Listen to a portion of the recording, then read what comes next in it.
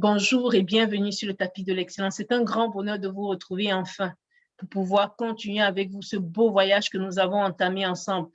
Dernier épisode, c'était la partie 1 avec le thème « On va faire comment ». Nous avons laissé un bon moment passer entre les deux parties, cette partie 2 et la partie 1 que nous avons pu déguster comme ça avec le savoir de notre mentor Albert. Il a décidé, nous l'avons décidé de commun accord de pouvoir le faire, de pouvoir laisser ce beau moment. Je suis persuadée que sa sagesse entre ce moment a pu garder pour nous comme ça des délices que nous allons pouvoir recevoir de sa part. Et j'espère également que vous avez pu déguster avec beaucoup de sagesse, beaucoup d'emprunt, le beau savoir qu'il a pu partager avec nous jusqu'ici. C'était des vacances qui, j'espère, n'ont pas été inutiles. Sans plus attendre, je vous laisse le soin de pouvoir accueillir avec moi notre beau mentor, Albert. Bonjour Albert, comment vas-tu? Je vais très bien, Mireille. Et toi? Ça va bien. Je te mentirais si je te disais que ces vacances n'ont pas été de longs moments d'attente. J'attendais avec impatience cette deuxième partie. Qu'en est-il pour toi? Tu sais, Mireille, d'abord, je dirais bonjour à tous nos amis qui ont décidé de nous rejoindre sur le tapis de l'excellence. C'est des hommes, des femmes, c'est des garçons et des filles qui ont décidé de prendre le volant de leur vie, de cheminer en sachant où ils vont. Et pour cela, ils se sont donnés des objectifs. Ils travaillent à réaliser leurs objectifs. Ils font avec ce qu'ils ont. Et puis, de temps en temps, ils ont quand même des questionnements. D'où vient le « on fait comment ». J'essaye, mais ça ne va pas. Mais il n'y a pas de problème. Les questionnements sont bons parce que ça veut dire qu'on a commencé quelque chose. Ça veut dire qu'il y a une graine qui est semée et qui a commencé à germer. Et nous avons bon espoir que ça va porter du fruit. Tu sais, dans une de nos précédentes émissions, j'avais dit que je faisais une confiance énorme à la jeunesse parce qu'elle va émerveiller le monde, elle va recréer le monde. Ça a toujours été comme ça de tous les temps. Il n'est pas question qu'il ne soit pas ainsi maintenant. Même si on a l'impression qu'ils sont un peu fous, ce n'est qu'une impression. La réalité, c'est que le monde est à eux et ils vont le refaire à leur manière et ce sera certainement plus beau qu'il ne l'était hier. Donc, tu vois, tu m'as donné tellement de compliments. Tu sais, je les accepte avec beaucoup d'humilité. Je les Merci. accepte avec beaucoup d'humilité. Et je me dis, bon, au fond, qu'est-ce qui est tant de moi et rien que de moi? C'est des partages. Tu sais, Mireille, nous passons souvent 3 heures au téléphone, toi et moi, dans des échanges extrêmement fructueux. Extrêmement fructueux. Et je dois dire que j'ai appris à l'école, comme beaucoup d'autres. J'ai appris dans la rue, parce qu'il faut observer. J'ai appris dans ma famille, j'ai beaucoup écouté mes parents. J'ai regardé les anciens chez nous, mes grands-oncles, mes grands-parents. J'ai beaucoup parlé avec eux, je les ai beaucoup observés. Et ça fait qu'aujourd'hui, j'avoue, à tous ces gens, je dois beaucoup. Je dois énormément.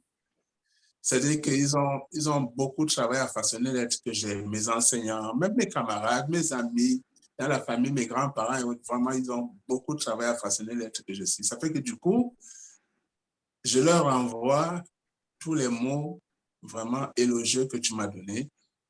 Je préfère leur donner la paternité de cela. J'utilise des choses qui m'ont été données et j'essaie simplement de partager avec le plus grand nombre. Parce qu'en réalité, la jeunesse dont je parlais tout à l'heure, je disais que j'ai pleine confiance en la jeunesse. La seule chose dont la jeunesse a besoin, c'est d'un certain encadrement, sans forfanterie, non. C'est-à-dire que quand on leur montre le cap, quand on leur montre une direction, maintenant, quand ils prennent la direction, c'est eux qui sauront quoi faire. Il ne faut pas leur montrer la direction et leur imposer forcément dans les moindres détails une méthode. On leur donne une approche et maintenant, eux aussi, avec leur génie, développent une approche à partir de l'approche qu'on leur a donnée. Donc, c'est pourquoi je dis que je leur fais vraiment confiance. Et le terme est clair, ils vont réenchanter le monde. Ils vont nous émerveiller. Ça, je le dis, je le pense très sincèrement, ils vont vraiment nous émerveiller. Mark Zuckerberg, c'est un jeune. Vraiment, je m'arrête là. Je n'ai pas besoin d'en dire plus. Et ils sont nombreux comme ça à travers la planète, à divers niveaux, qui font des choses extrêmement intéressantes, mais qui n'ont pas la médiatisation qu'il faut. Mais n'empêche, tu n'as pas la médiatisation, si ce que tu fais est bien, c'est correct. Parce qu'il ne faut jamais l'oublier, il faut faire l'œuvre, non pas pour ce qu'elle rapporte en termes de vue, non. Il faut faire l'œuvre pour sa grandeur, pour sa beauté, pour sa noblesse. Est-ce que ce que tu fais est bien? Est-ce que c'est noble? Est-ce que c'est utile? Est-ce que ça permet à soi-même de progresser? Est-ce que ça permet un rayonnement général sur la société, permettre à tout le monde de progresser? Si tel est le cas, c'est merveilleux. Qu'on le sache sur les journaux, qu'on le sache partout sur la terre ou non, si même tu as réussi à impacter d'abord ta propre vie et celle des gens autour de toi, c'est merveilleux. Ça va aller comme des ondes. C'est comme une pierre qu'on lance dans l'eau. Quand ça descend, ça crée des cercles concentriques. Quand on lance ça crée des cercles concentriques qui s'en vont, qui s'en vont, qui s'en vont, qui s'en vont, et qui à un moment disparaissent. En fait, elles ne disparaissent pas. Elles continuent, sauf qu'on ne les perçoit plus. Elles se fondent dans d'autres ondes, tu vois. Donc, leur impulsion continue dans d'autres ondes, mais on ne voit plus. En fait, elles ne se sont jamais arrêtées. Elles continuent jusqu'où nous n'en savons rien. Donc, tu vois, on va faire comment? C'est une très bonne question. On va faire comment? C'est une question au Cameroun particulièrement. On va faire comment? C'est souvent une question défaitiste. Oh, vraiment, c'est dur, on va faire comment? Et puis on baisse les bras, on se dit, il n'y a rien à faire, c'est perdu. Non, ce n'est pas perdu. L'autre jour, j'ai évoqué le cas de Michel. Oui. Camarade de fac. Effectivement. Qui a obtenu sa licence en droit privé en 1990 à l'Université de Yaoundé. Nous sommes la même cohorte. Et Michel, venant d'une famille très, très modeste, vraiment très, très modeste, le genre d'étudiant qui, à Yaoundé, a dû vraiment se battre très fort pour arriver à obtenir sa licence. Et à l'époque, la maîtrise était ouverte seulement aux plus méritants. Il fallait des critères, c'était sélectif. Donc, il n'a pas été retenu en maîtrise. Il est donc parti, comme on dit si bien au Cameroun, se chercher. Mais il n'a pas d'argent. Les parents n'en ont pas. Alors, c'est la galère au quartier. Michel se dit, je ne vais pas mourir comme ça. Après des mois à ne rien faire, à chercher en vain sans rien trouver, il s'engage dans un garage. Il se met à apprendre la mécanique. Tu sais, on dit en français, il n'y a pas de sot métier.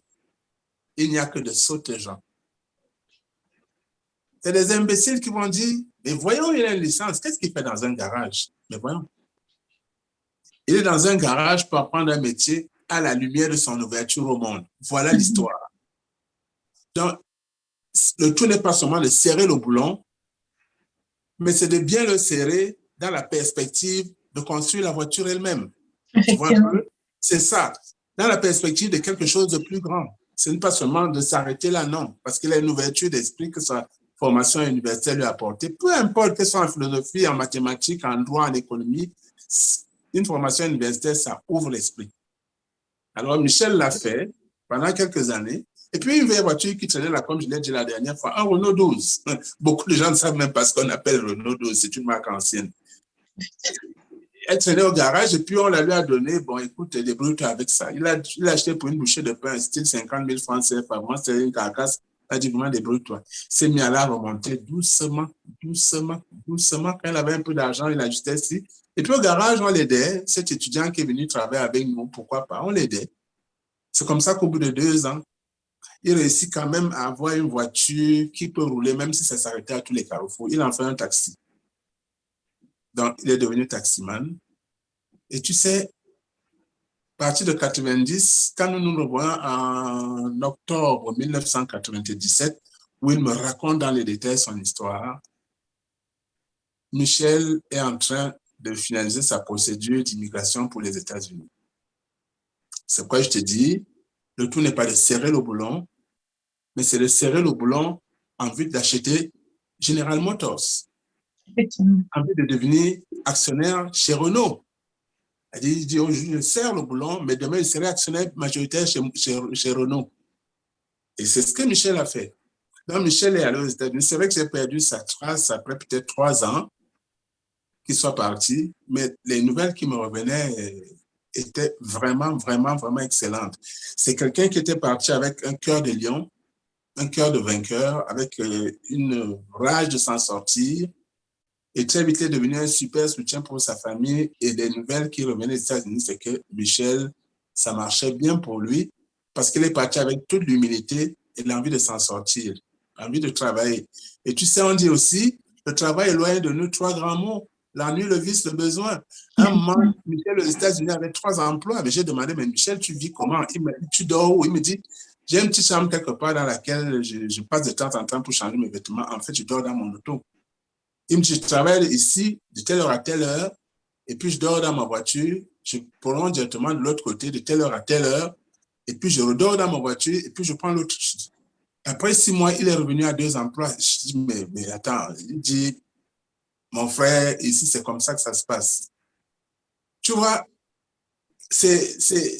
tout n'est pas rose, tout n'est pas blanc, tout n'est pas noir. Tout est à la fois blanc et noir et tout. Mais tout dépend maintenant de la perception que tu as. Est-ce que tu vas t'attacher à voir ce qui est noir ou bien tu vas t'attacher à voir ce qui est blanc? Est-ce que tu vas avoir le feeling de mettre de la lumière dans ce qui est obscur? Tu vois bien que ça ne va pas, tu dis ça va aller. Quand tu prends la résolution, ça va aller, ce qui est obscur, l'obscur commence à se dissiper. C'est une question de volonté, c'est une question de perception. Et il faut savoir que la perception qu'on a du monde, la perception que chacun a du monde, influence le monde dans lequel il vit. Nous sommes souvent victimes de notre propre perception. C'est pourquoi il faut avoir des perceptions positives. Et même quand c'est négatif, il faut mettre du positif dans ce qui est négatif. Il faut mettre de la lumière dans ce qui paraît obscur.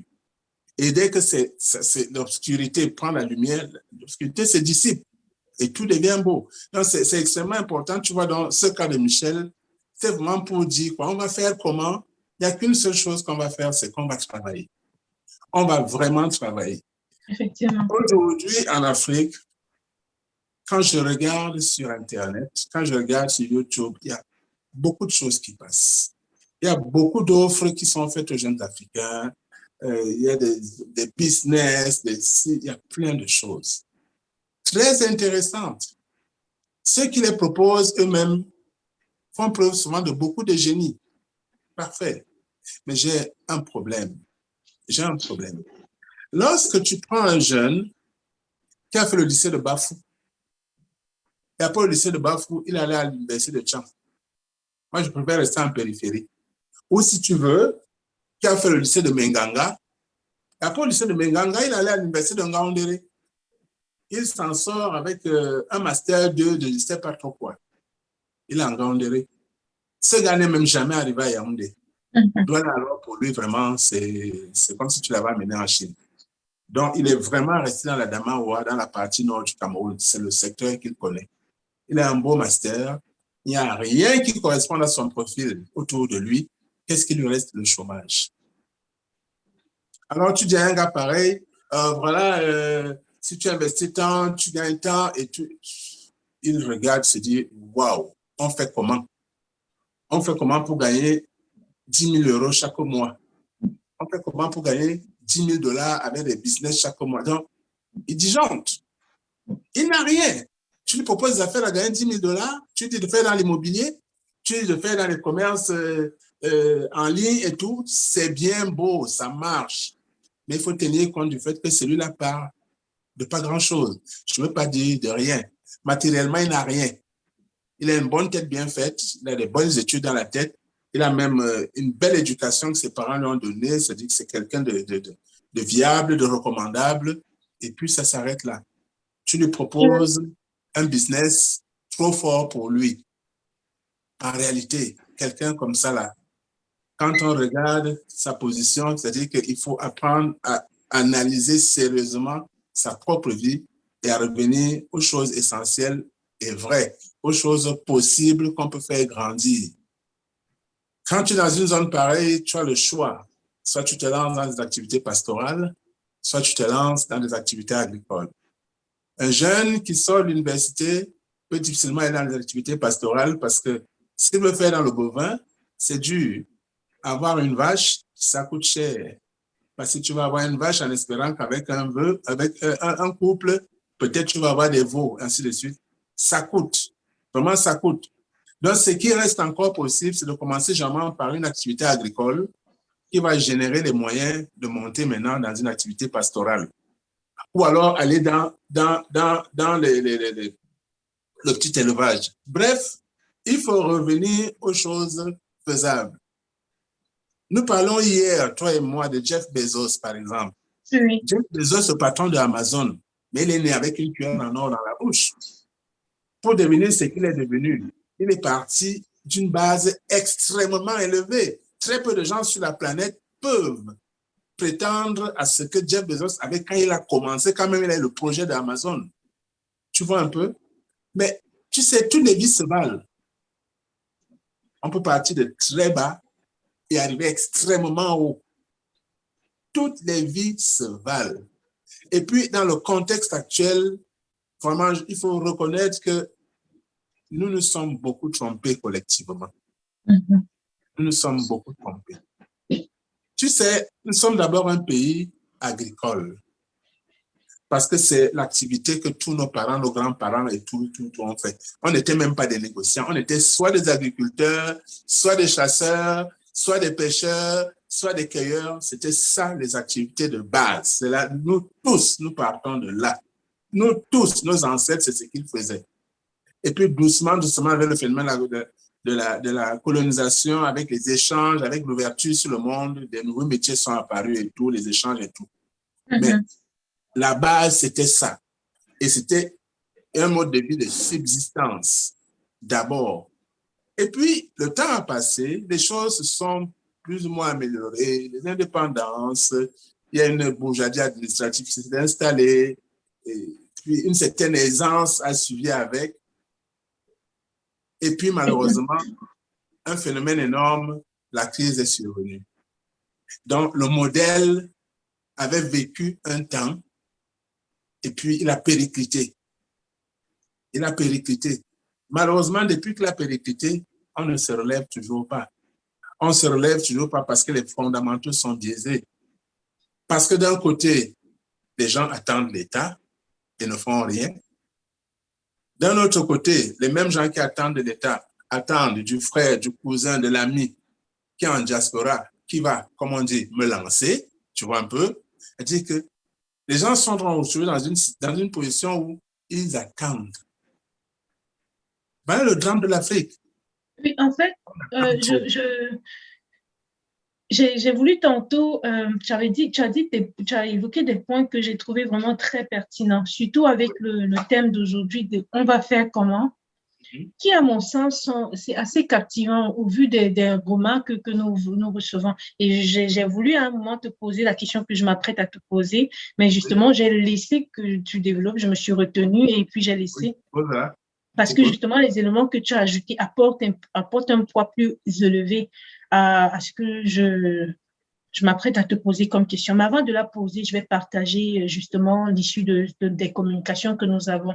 Je suis convaincue qu'il y a plusieurs jeunes qui se disent, quand le tapis de l'excellence a commencé, la vision du tapis de l'excellence, c'est de pouvoir les motiver, de pouvoir ne pas seulement s'arrêter à la motivation, mais d'aller sur les 3 A, comme on l'a dit, l'action, l'authenticité et surtout l'ambition. Parce que c'est l'ambition qui permet justement de voir au-delà de sa réalité. Beaucoup de jeunes vont se poser la question de savoir, oui, on parle d'une jeunesse, on n'a pas ciblé une jeunesse particulière, mais pourquoi on parle de la réalité du Cameroun? J'aimerais, avant de te poser ma question, revenir justement sur ces points sur lesquels on a déjà partagé, comme je disais tantôt. La réalité du Cameroun, parce que c'est là que Albert, notre mentor, a son expérience. La réalité du Cameroun, parce que Albert est notre mentor, parce qu'il est à l'image de ce que beaucoup d'entre vous pourraient s'identifier ou bien seraient, si je peux dire ça comme ça, si vous me prêtez le thème. Ce n'est pas, il a dit tantôt, quelqu'un qui est né avec une cuillère en or, ce n'est pas son cas. C'est ça qu'il veut vous dire, en fait. C'est pas, il ne mise pas son approche sur Jeff Bezos ou bien sur quiconque. Ce qu'on voudrait au tapis de l'excellence, il l'a dit tantôt, c'est ça que je disais tantôt, tu l'as dit, il y a beaucoup de gens qui partent de rien et qui réussissent à se réaliser sans pour autant qu'on vienne leur dire vous pouvez investir dans ci, dans ça. On comprend que c'est difficile pour vous et qu'à force d'écouter ça, vous finissez par vous dire peut-être je suis malchanceux, je ne sais même pas par quel bout commencer. Et c'est d'ailleurs ça le thème d'aujourd'hui. On va faire comment? Ma question, Albert, je décris ceci. Il y a certainement un jeune, je suis convaincue, beaucoup nous le disent, ils nous écrivent en aparté, ils le disent. Ce que tu dis vient les toucher. Ils reconnaissent d'ailleurs que le manque d'action dans le passé, c'est peut-être une erreur, mais ils veulent commencer. Comment est-ce qu'ils commencent? Comment un jeune commence aujourd'hui? OK. Tu sais, comment un jeune commence? On ne se lance pas pour se lancer. La première des choses qu'il faut faire, c'est une analyse diagnostique sincère. C'est-à-dire que chacun doit d'abord s'asseoir et faire le point de sa propre vie. Ça, c'est fondamental. L'analyse diagnostique, ça veut dire que où est-ce que j'en suis là maintenant? Qu'est-ce que j'ai? Qu'est-ce que je n'ai pas? Donc, mes savoirs, c'est quoi? Qu'est-ce que j'ai étudié? C'est bon. Qu'est-ce que j'ai appris à faire? Qu'est-ce que je sais faire concrètement? Qu'est-ce que je sais faire? Et puis, quand je me regarde, qu'est-ce qui me tente? Qu'est-ce que je veux faire? C'est extrêmement important parce que sinon, et je dis encore ça, il faut le faire en toute objectivité. On n'a pas besoin de le faire devant quelqu'un. Non, on le fait soi-même. Et c'est pourquoi je dis tout le temps, même si on peut mentir aux autres, à ce moment-là, ça ne sert à rien de se mentir à soi. Parce que même quand on se place devant quelqu'un, conseil et tout, parfois on dit, et puis on se dit non, je ne vais pas quand même tout dire, et puis on embellit quelque chose. Tu n'as rien à embellir, tu fais ton analyse toi-même pour toi-même. Je, je suis captivée vraiment, Albert, parce que tu dis c'est émouvant. Mais j'ai beaucoup parlé avec toi, j'ai beaucoup partagé avec toi. J'ai eu la chance dans mon parcours de rencontrer beaucoup de personnes inspirantes, des personnes qui, comme toi, ont un parcours vraiment particulier et les gens t'écoutent. Beaucoup se diraient, mais de quoi est-ce qu'ils parlent? Il y a des détails sur lesquels tu ne viendrais pas ici. Tu m'as d'ailleurs dit lors des conférences qu'on aura certainement dans l'avenir à faire, tu auras l'occasion d'en parler dans des détails. Et que si jamais un jeune était intéressé à te poser directement des questions, il y a certainement des choses que tu détaillerais ici pour ne pas trop les effrayer ou bien leur donner trop de détails qui n'en valent pas la peine dans ce qu'on est en train de dire. Mais il y a un élément sur lequel je voudrais revenir, un élément sur lequel on insiste régulièrement dans nos communications, c'est que ce dont souffrent beaucoup de jeunes, quand on parle de jeunes, on est jeune jusqu'à 77 ans et plus, si on peut le dire, on est jeune dans la tête, c'est le manque de soutien. Quand on parle de soutien, ce n'est pas le soutien financier forcément, mais beaucoup, l'ambition n'est pas soutenue. Tu as dit, il faut faire une analyse objective, réelle.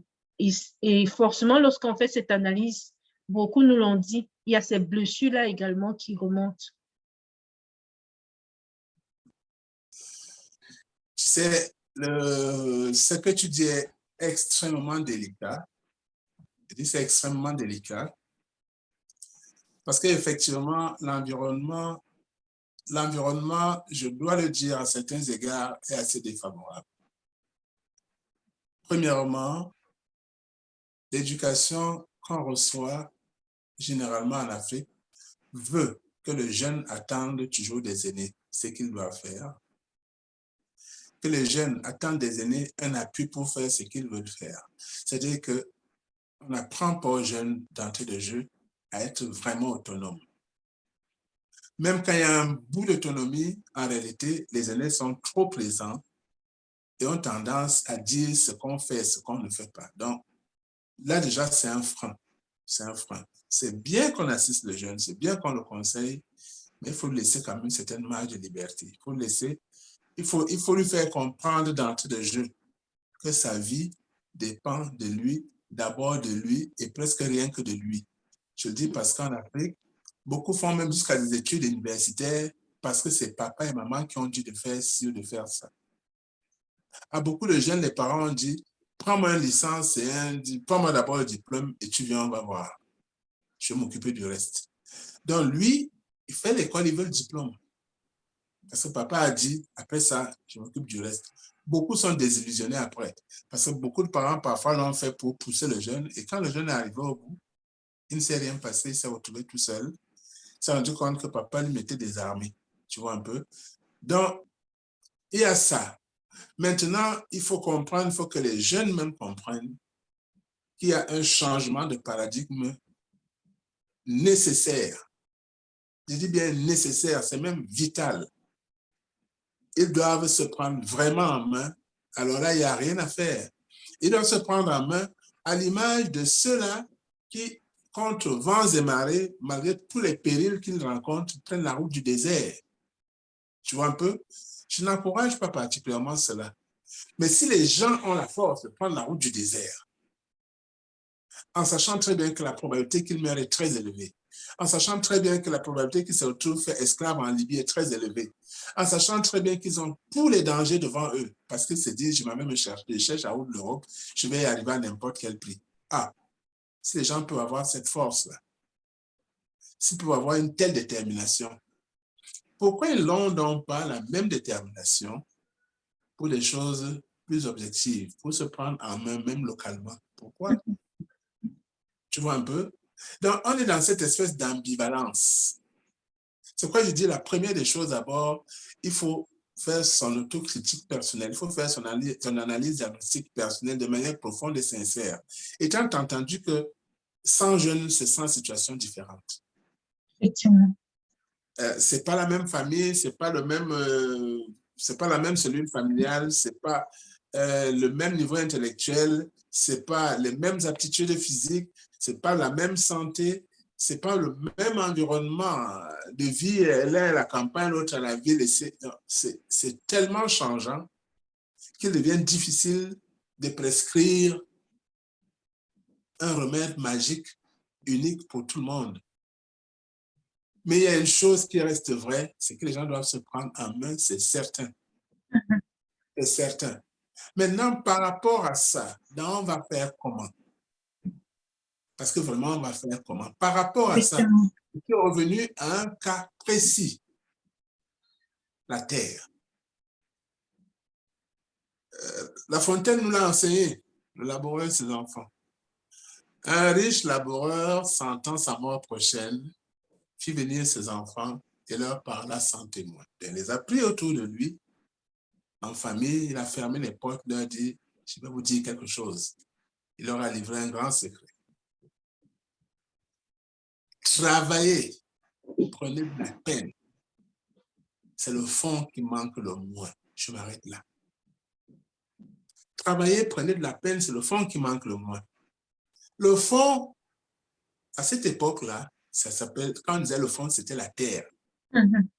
C'était la terre en réalité. C'est-à-dire, le père dit à ses enfants, de la terre, il y en a à perte de vue. C'est-à-dire qu'entre les terres que je vous laisse et les autres terres, vous avez la possibilité d'acheter, de louer, bref, d'exploiter en partenariat. Il y a toutes les possibilités. C'est la terre qui manque le moins. Tu vois ça?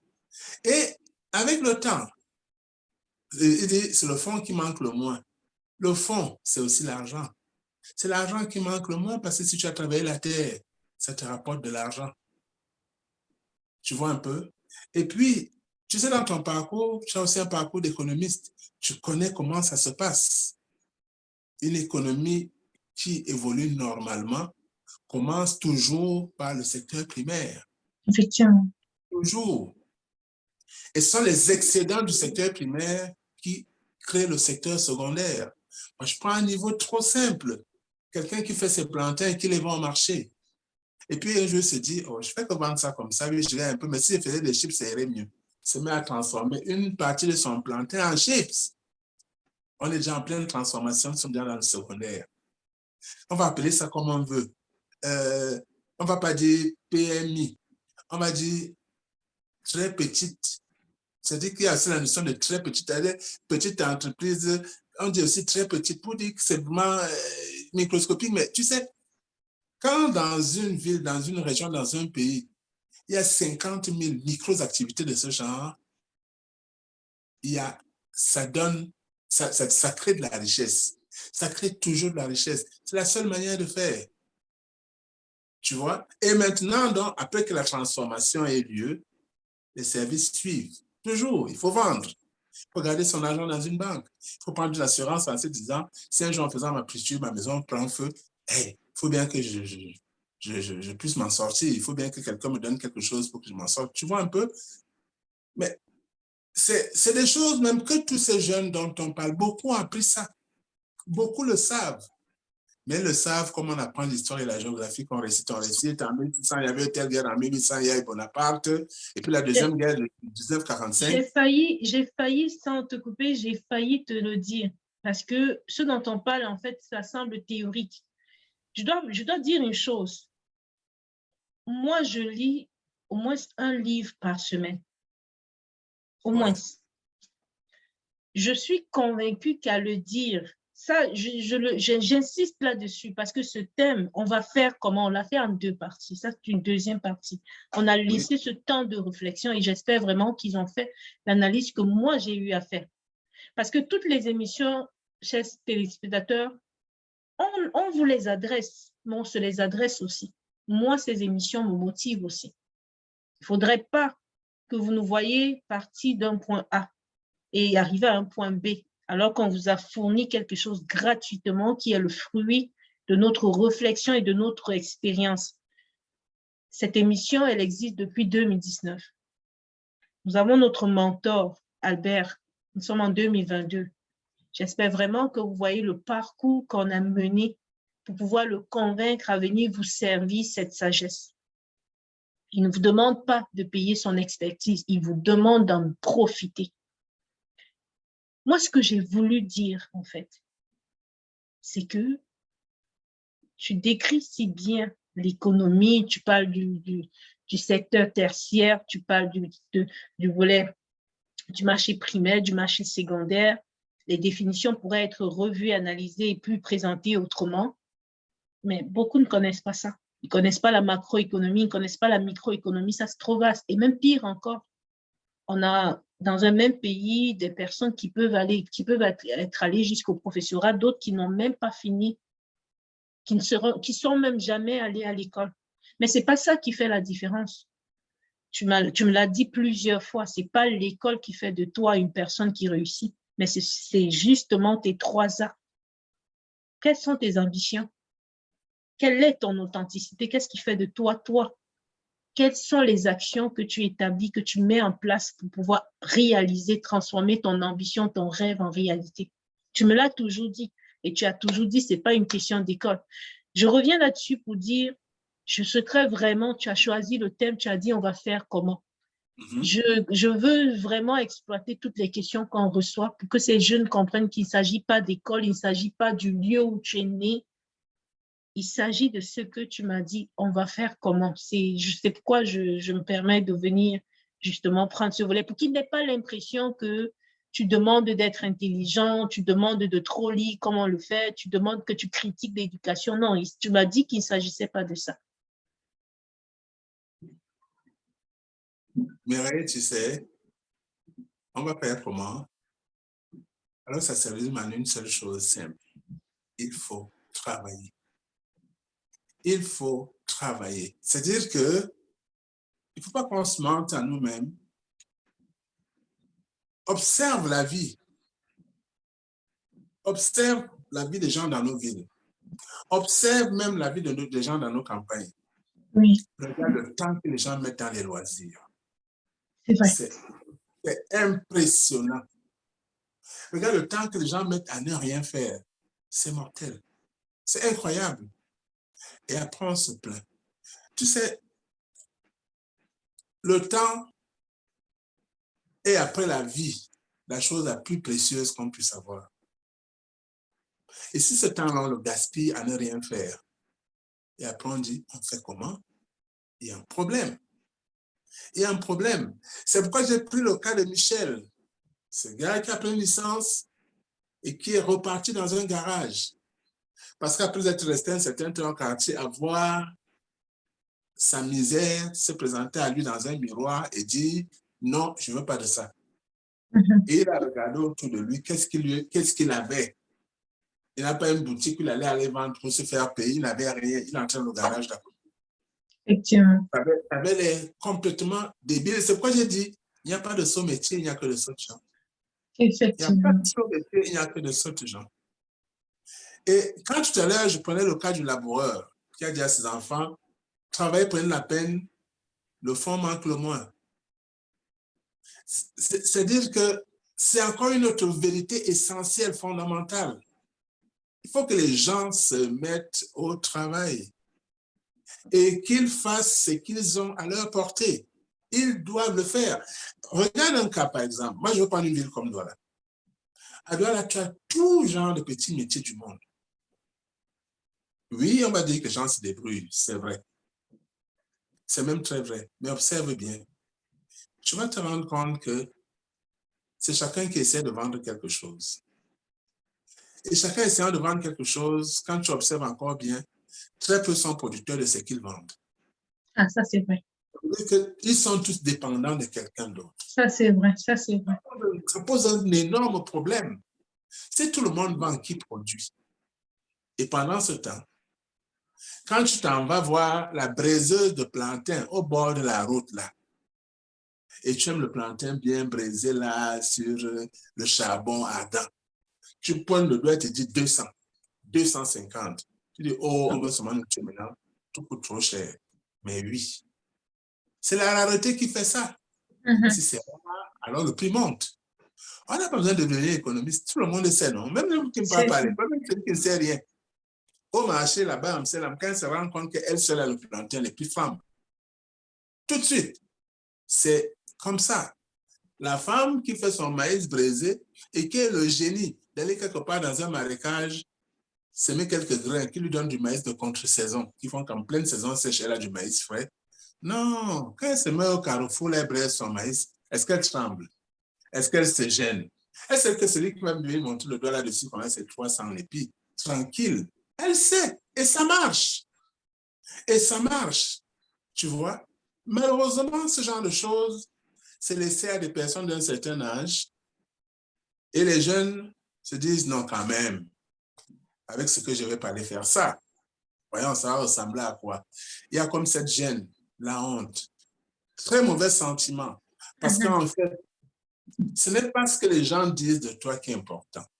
Ce n'est pas ce que les gens pensent de toi qui est important. C'est la perception que tu as de ce qu'ils disent qui pose problème. Si en percevant cela, ça te gêne, ça te choque, parce qu'ils disent, ils l'ont dit.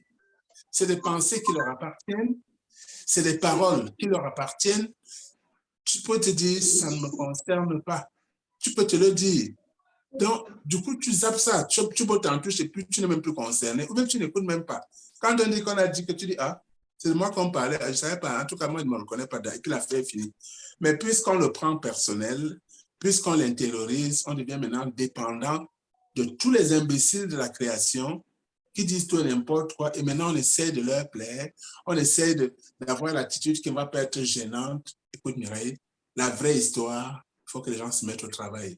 Et qu'ils se mettent au travail dans ce qu'ils peuvent faire de mieux.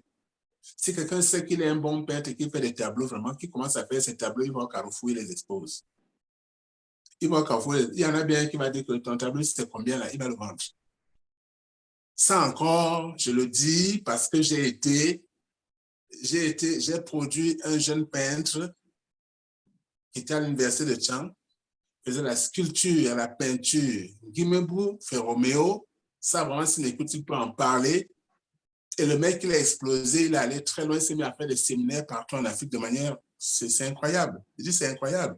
Un jeune étudiant, je l'avais vu, on se connaissait, il peut faire la peinture, puis un jour, il me dit vraiment, en fait, j'ai de la difficulté là, vraiment, j'aimerais faire, je veux des gouaches et tout ça pour faire quelques tableaux. Je dis, bon, tu t'intéresses? Oui, c'est vraiment, ça me plaît. Un étudiant, je dis, OK, on va voir, ça revient. Il est repassé.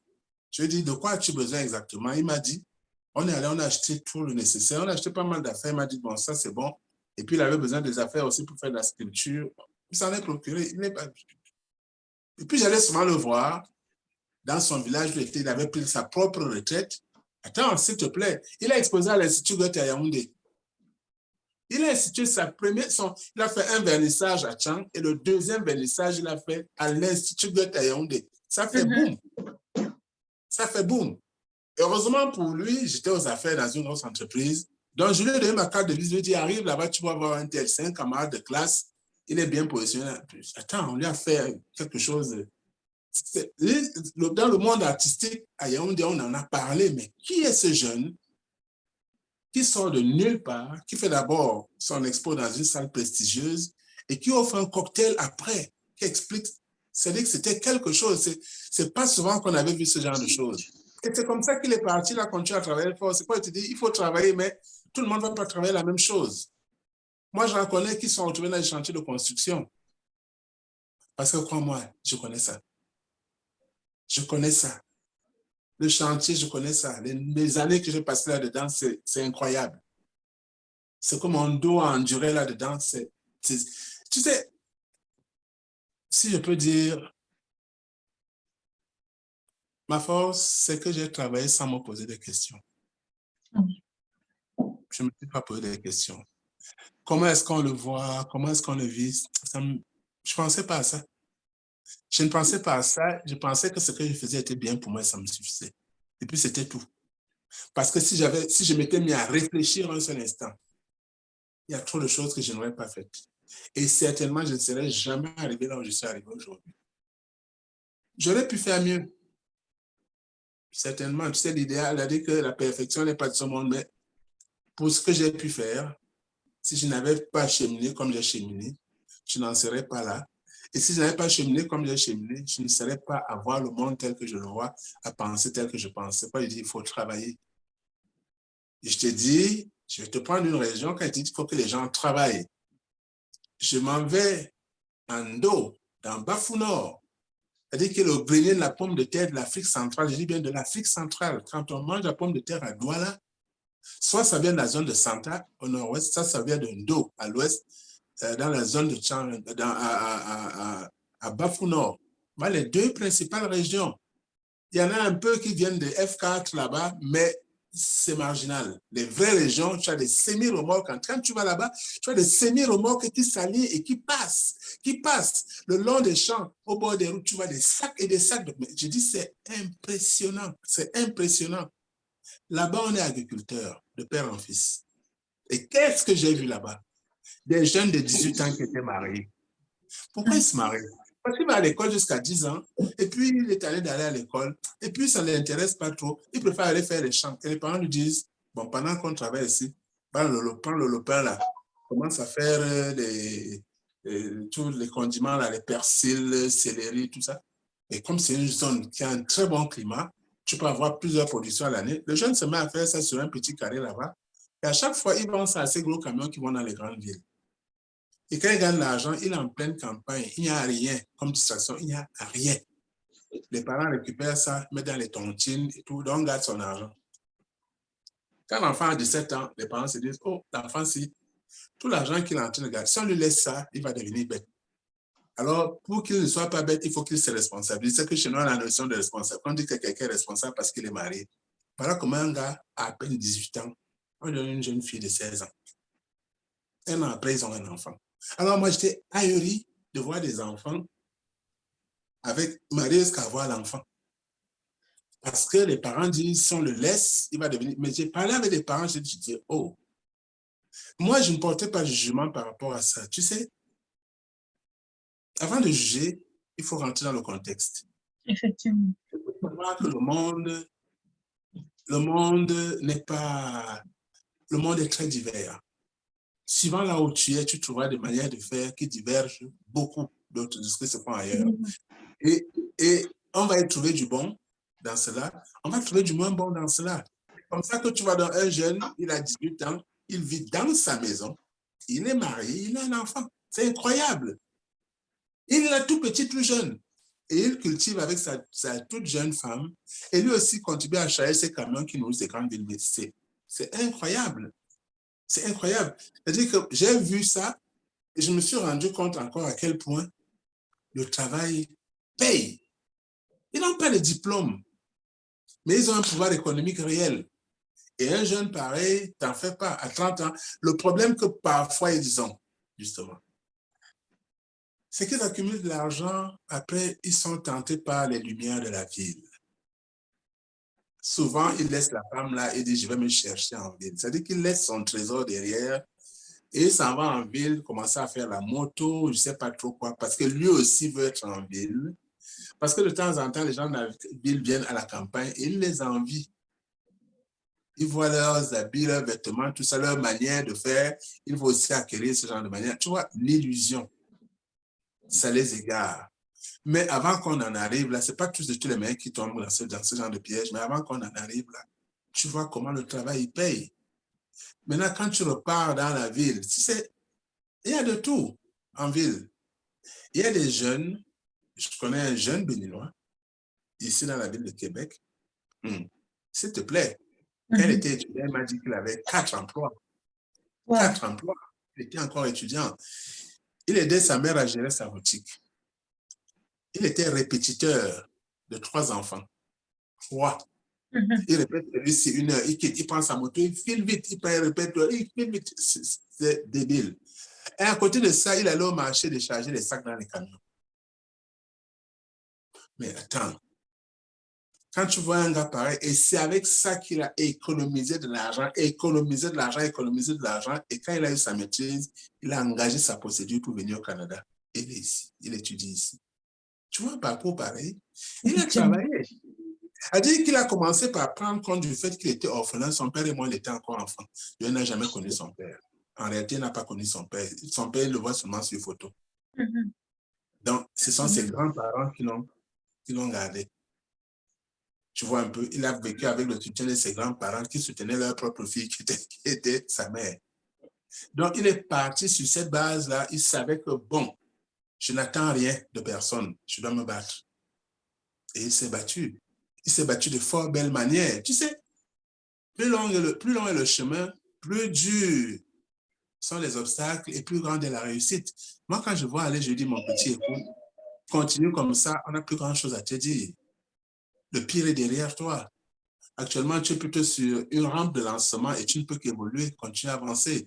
Garde simplement ce moral-là. Garde le même moral, garde la niaque, garde c'est-à-dire que cette fougue que tu avais de t'en sortir quand tu étais à Cotonou, garde-la.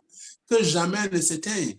Que jamais tu ne te dises, maintenant je suis bien, je peux dormir sur mes lauriers, parce que la vie, en fait, on ne dort jamais sur ses lauriers. La vie est un combat, on ne le dira jamais assez. Donc, il faut toujours en attitude d'attaque. Je veux vraiment pas qu'on perde ces paroles-là. Je sais pas pour vous, chers téléspectateurs, mais pour moi, cette deuxième partie, c'est une émission dans son entièreté. C'est comme si la première partie nous préparait à recevoir cette sagesse, ces belles paroles que tu as données. Avec les quelques minutes qui nous restent, je les prends à chaud, avec une pensée très chaude et très chaleureuse. Et j'espère vraiment qu'ils en bénéficient. Tu as pris des exemples sur lesquels je te les donne comme ça pour ces quelques minutes qui vont nous servir de conclusion pour cette deuxième partie, mais aussi en guise de résumé. Moi, dans toutes les histoires que tu as évoquées, moi, j'ai retenu la résilience. J'ai retenu la détermination. J'ai surtout retenu le refus de laisser l'environnement nous limiter. Que ce soit de ces jeunes dont tu as parlé du côté de la Ménois, il ne faut pas laisser l'environnement nous limiter. Les parents, ils ont donné leur meilleur en recommandant à leurs enfants de se marier si jeunes. Est-ce que c'est l'idéal? Est-ce que c'est ce qu'il fallait faire? On saurait juger comme tu l'as dit. Mais maintenant, l'illusion de penser que l'herbe est plus verte ailleurs et qu'elle est la meilleure, c'est ça qui peut nous détruire. Peut-être s'ils étaient restés dans leur environnement avec ce qu'ils avaient déjà, ils auraient pu réaliser toujours le meilleur parce que d'ailleurs, tu as embelli ce qu'ils peuvent faire à leur jeune âge. Tu as parlé de ce jeune béninois avec ce qu'il a pu réaliser malgré ce que tu as pu évoquer, le décès de son père qu'il n'a pas connu. Il aurait pu également s'apitoyer sur ce sort. Personne ne lui en aurait voulu. Perdre un parent, ce n'est jamais quelque chose qu'on peut souhaiter à qui que ce soit. Mais On ne sait pas comment comment il a pu le faire. Il a avancé, comme Martin Luther King a dit, il a avancé. Il n'a pas pu peut-être marcher à un certain moment, il n'a pas pu courir, il n'a pas pu ramper. Il a avancé quoi qu'il en soit. Moi, c'est ce que j'ai retenu. Est-ce que ça résume pas mal? C'est sûr que c'est plus large, encore plus émerveillant, tout ce que tu as dit. Mais je souhaitais comme ça te le présenter, non seulement pour moi aussi, mais aussi pour nos téléspectateurs, mais aussi pour t'aider comme ça, pour qu'en ces quelques minutes qui nous permettent de conclure cette émission, que tu continues à nous partager de cette sagesse qui, j'espère, est reçue avec autant de détermination qu'il en est pour moi. Merci, Albert. Je te passe la parole pour la conclusion. Merci Mireille, merci pour cet échange formidable. Tu sais, c'est le travail. C'est rien que le travail. Tout ce qu'on fera, il faut bien toujours se dire, quand on s'assoit et qu'on se tourne les pouces, c'est un temps précieux qu'on perd. Oui. Et chaque minute qui passe, c'est comme quelqu'un qui se tient au bord du riz, l'eau qui coule. L'eau qui passe, elle ne revient plus. Elle coule vers l'océan, on ne sait même pas là où elle va. Donc, chaque minute qui passe est passée. Il faut donc éviter que les minutes passent en vain.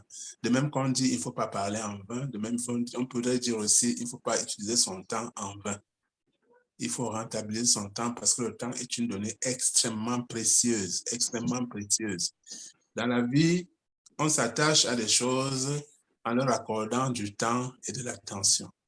Si tu accordes du temps à rien, si tu laisses ton temps à rien, donc tu t'attaches à rien, ce n'est pas, pour moi, ce n'est pas normal, c'est un choix.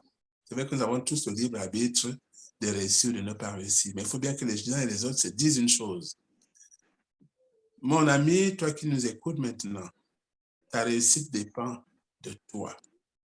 Puisqu'elle dépend de toi, ça veut dire dans clair que tu es responsable de ton échec. Oh. L'environnement a joué, tu n'as pas eu la chance, quelqu'un t'a bloqué et tout ce que tu veux. Au final, à la fin des fins, si tu échoues, tu es responsable de ton échec parce qu'il y a toujours une possibilité de s'en sortir. Ce n'est pas en restant en larmoyant dans un coin que ça marche, qu'on finit par ça. Il faut faire, il faut se battre. Il faut vraiment se lever tôt le matin, il faut mettre les mains dans le cambouis, il faut faire comme Michel avait fait, il faut faire comme ces jeunes qui plantent des produits maraîchers, il faut faire comme ce jeune qui a fait moto, répétition, aller porter les sacs au marché. Il faut faire quelque chose parce qu'il faut prendre sa vie en main.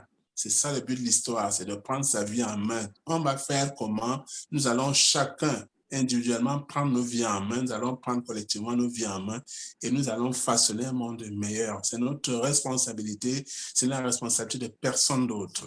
Nous sommes tous responsables individuellement et collectivement. N'oubliez jamais, l'échec d'une personne impacte tous les autres. La réussite d'une personne, si ça impacte positivement la personne, ça impacte aussi négativement parce qu'après, tous les autres qui n'ont pas réussi deviennent comme des sangsues et ça rend la vie très dure à celui qui s'en est tiré. Alors, il vaut mieux que tout le monde s'en sort, comme ça, tout le monde est heureux et tout le monde est content. Il y a toujours cette possibilité-là. Merci beaucoup. Sur ce, vraiment, d'abord, toi, Mireille, je te remercie beaucoup, beaucoup. Merci. Tu as une répartie très, très, très pertinente aujourd'hui. C'est vrai que le thème en lui-même, il est très, très vaste. Et c'est aussi vrai que de toutes les façons, on reviendra toujours dessus. Tu sais, au tapis de l'excellence, tout est lié. On a évoqué les 3 A. Et puis, il faut bien savoir qu'on va faire comment en faisant ce que tu fais ta part. Quand chacun fait ce qu'il fait, il fait sa part. C'est sûr. Il fait sa part. Et en faisant sa part, il fait avec ce qu'il a. Avec ce qu'il a matériellement, avec ce qu'il a spirituellement, avec ce qu'il a d'authenticité, d'authentique, c'est de lui. C'est-à-dire c'est soi qu'on met dans ce qu'on fait. Tu vois un peu? Donc, tu vois, finalement, on va faire comment? On va travailler. On va travailler et sur la base de tout ce qu'on s'est déjà dit. Tu vois? C'est quoi il disait? C'est bien de prendre un bout, Mais même quand on a pris un bout, c'est bon de remonter jusqu'à la Genèse, parce que tout c'est lié. Et le temps d'une émission ne peut pas faire qu'on parle de tout ce qui existe sur la planète. Merci beaucoup. Je souhaite aux uns aux autres un esprit apaisé, qui ne panique pas en se disant tout va mal, tout va trop mal, non. Calmons-nous. Je souhaite aux uns aux autres qu'ils gardent de la joie dans leur cœur. C'est vivre est un don gratuit que nous recevons. Il faut le magnifier en étant heureux de vivre, quelles que soient les circonstances. C'est déjà une bonne approche pour voir les choses positivement. Et je souhaite aux uns aux autres une santé de fer. Nous en avons besoin. Même si ça ne va pas très bien, c'est dire, ça va. Et c'est dire toujours, au fond, je ne manque de rien. J'ai tout ce qu'il faut. J'ai l'air, j'ai la terre sur laquelle je marche et qui me nourrit. J'ai l'eau que je bois et que personne ne fabrique. Attends, j'ai tout. Vraiment, j'ai tout. Et je suis heureux d'avoir tout. Maintenant, je vais magnifier ce tout que j'ai pour devenir meilleur et aller très haut. C'est ça, je vous remercie. Merci Albert. Chers téléspectateurs, nous aurons l'occasion lors de notre première remise de prix, parce que c'est une surprise qu'Albert vous réserve que je brise comme ça, lors des premières remises cette année, de vous raconter un peu l'envers du décor de tout ce que nous vous servons là. Il a dit, on va faire comment? Fais ta part, réalise tes 3 ans. Fais-en tes valeurs. Et avec ces belles paroles qu'il nous a servi, j'ai rien d'autre à ajouter si ce n'est rendez-vous au prochain épisode. Je ne sais pas quel en sera le thème, mais je suis convaincue qu'il nous réserve encore quelque chose de beau. Et je souhaite vivement qu'avec la grâce qu'on puisse en bénéficier. N'écoutez pas seulement l'émission, mais faites-en quelque chose de beau.